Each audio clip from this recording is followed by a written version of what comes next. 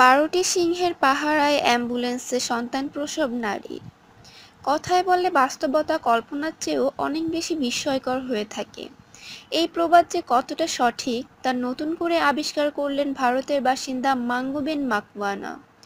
গত ২৯ জুনের রাতটা ৩২ বছরের ওই নারীর কাছে চিরস্মরণীয় হয়ে থাকবে আজীবন। সেই রাতে গির অরণ্য এলাকার একটি ছোট্ট গ্রামে অ্যাম্বুলেন্সের মধ্যেই সন্তানের জন্ম দিলেন তিনি। মা হওয়ার স্মৃতির সঙ্গে রইল ভয় মিশ্রিত এক অদ্ভুত আনন্দ। কারণ প্রসবের সময় বাইরে থেকে তার অ্যাম্বুলেন্স পাহারা দিল ১২টি সিংহ। বিশ্বাস না হলেও এমনই অবিশ্বাস্য ঘটনা ঘটেছে ভারতের আমরেলি জেলার একটি ছোট্ট গ্রামে। যে পশুরাজ খাঁচার ভিতরে থাকলেও তত থাকেন সবাই, সেই সিংহের মাতৃসুলভ আচরণে অবাক সকলেই। অরণ্যে তারাই রাজা, আর অন্তঃসত্ত্বা যেন তাদের অতিথি। তাই অতিথির যত্নে কোনো কমতি রাখেনি তারা।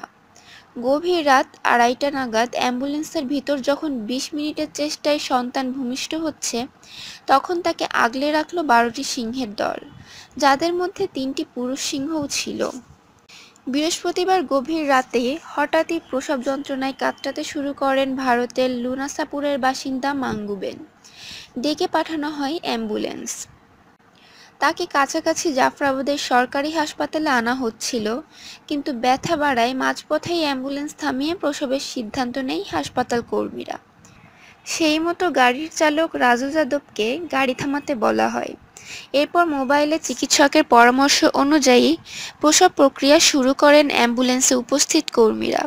আর তখনই মানুষের উপস্থিতি টের পেয়ে আশেপাশের জঙ্গল থেকে বেরিয়ে আসে সেই সিংহের দল।